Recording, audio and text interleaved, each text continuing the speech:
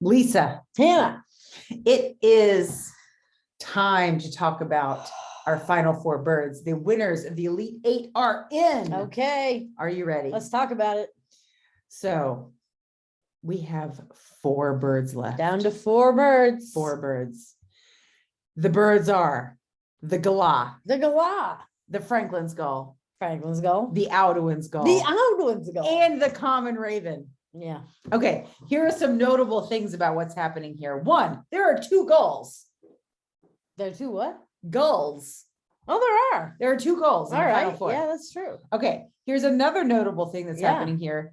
All of the versions of the game are represented. We have the original game represented by the Franklin's gull and the common raven, the European expansion represented by the Audouin's gull, and the Oceania expansion represented by the galah. It's true. It's good. That means that all the expansions are good. Yes, yes, they all have good birds. Mhm. But you know what the third most notable thing about this is? What? The little penguin didn't win.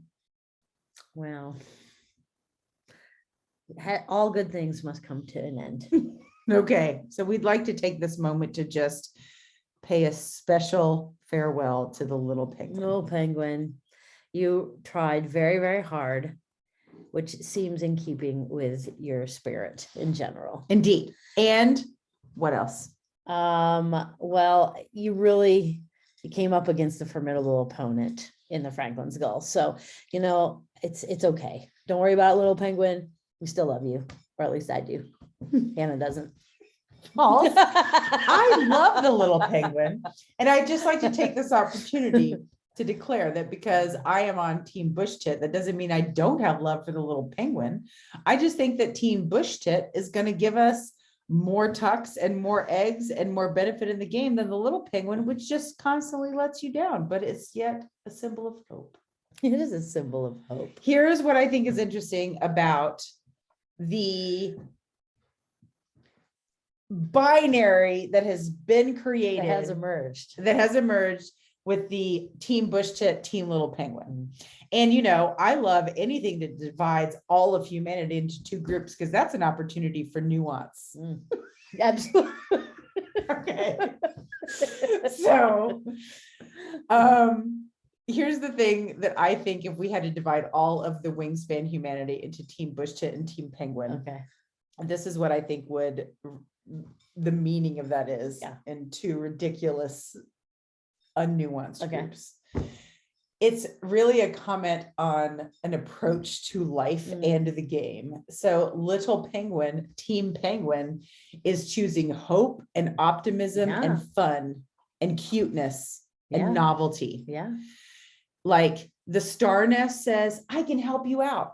The Wild Wingspan says, I can be of service. The promise of drawing 5 cards says it could be really exciting and it's just really cute. Yeah. So I feel like it represents hope and optimism in a world full of dread and sorrow and inequity and terribleness. Exactly. Yes. Whereas Team Bush Tit represents the side of humanity committed to reliability and Getting things done. It gives you a tuck, it gives you a point. You can play it anywhere. It's cheap. It also has a star nest, so there's some promise there. It's not totally devoid of happiness. Correct. I was not dividing this group into sadness and happiness. Okay, good. I was dividing all of our Wingspan humanity into, I don't know what it is. Optimism and fun versus utilitarianism and reliability. Yeah. Okay. I'll buy it.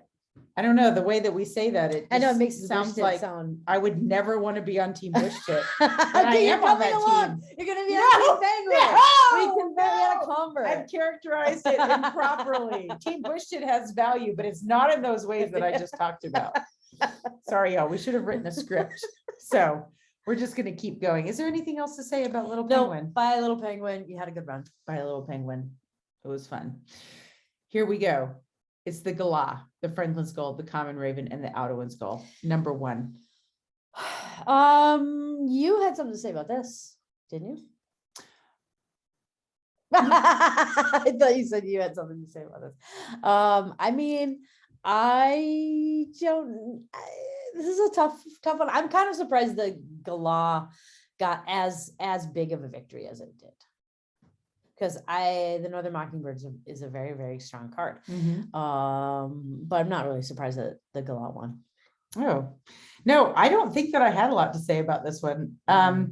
I would probably say that because the Northern Mockingbird has been with me for so long as a person, that I would choose the Northern Mockingbird. It's true. But this game has made me see the Galah in new ways that I didn't think about before. So that's why I appreciate this game, which, as noted, is an imperfect way to identify the best bird. The March Madness thing. The March Madness Yeah, game. no, that's actually a really good point, because I have to say that is true of a couple of different birds that I haven't really paid much attention to, but because they've done so well in this matchup, I've started to pay attention to them. Yes, me too. And the Galah is one of those. I mean, I thought it was fine, but I never would have put it in the final four. Yeah. And now it is, and now I see it differently when it comes up on the. Wow, that's a great bird. Like, oh, the Galah, that's in the final four. I should take that bird. Yeah. Okay. So I have to say this was a solid win. It was, but and I don't even feel bad about it. This was, the Franklin's Gull deserved to win. It does. It is one of the best birds in the deck. So I'm just glad the Little Penguin made it this far. Got to have a chance to fight against a formidable opponent, and we'll take that loss. It did. Okay. Team Penguin will accept this loss. I think also it's notable that the Franklin's Gull, as it's been with us since the original game, has much more food and debris on the actual card than the Little Penguin, which has only been with us since Oceania. There's a lot of junk on this bird, but honestly, we play these birds during meal times, which is the reason we've played now 1,002 games. Yeah. Because we play at meals with each other, and they have held up surprisingly well. Yep. There's very minimal food on these cards. Shout out to a card shuffler. Oh yeah. Because I know that whenever anyone posts about card shufflers on the Facebook page, people are always, oh, don't do it, it'll destroy your cards. No, but look, we have 0 creases on our bird cards. Whereas our hand shuffled bonus cards, so many creases in the middle, are in bad shape. They're about to break in half, basically. I'm all for card shufflers. Yes, me too. I mean, I'm sure, some people are saying you should put the plastic covers on the sheath things on them, which I'm sure is the best. I'm sure that's great. I also imagine that by putting a plastic sheath, it would make a mound of bird cards. Yeah. Okay, next. Audouin's Gull. This is the one I had things to say about, because Audouin's Gull is not a bird that I predicted would make it to the final four because of the unique and specific way these 64 birds were lined up. It did make it to the final four. And this is another card that I look at differently now when it comes up in the trade, because it made it so far. Yeah, and I think I had undervalued it before, because Me too. It really is a valuable card. Yes. You get a card, which is very valuable, and especially in Oceania, because you can use the card to get and food you get in a point. You get to tuck. I mean, and you're not tucking something from your hand, so you always get to tuck. That's right. Always guaranteed. Point, always a guaranteed point, and a card. It is great. So I don't know. I'm not sure it should have made it to the final four, but I'm glad it did. I'm glad it brought it to my attention. Yes. Audouin's Gull, nicely done. And then, okay, y'all, the Benelli's Eagle is an amazing bird, and the Common Raven has soundly defeated it. And I feel like the Common Raven has defeated every bird by this margin or smaller. Yeah. I don't remember exactly. I know, Lisa, you like precision. No. But I will just confidently say that it didn't win by 100%. We know that. The Common Raven has defeated its prey by a lot in each competition. So no surprise there. No, of course. Yep. Not. Honestly, when I think back onto all of the birds that I thought maybe had a shot of beating the Common Raven before it got to the top, I thought the Pileated Woodpecker might be up there. And it lost weight. It lost really early, but the Pileated Woodpecker to me has promise, because it gives you 2 eggs and food. So you don't have to sacrifice anything. Whereas the common raven, you have to sacrifice an egg to get the 2 foods. I know. But the reason why I think the common raven is such a standing is has such a long-term sustainability in this very imprecise game we're playing in terms of Wingspan March Madness is because you can play it in the Prairie Engine.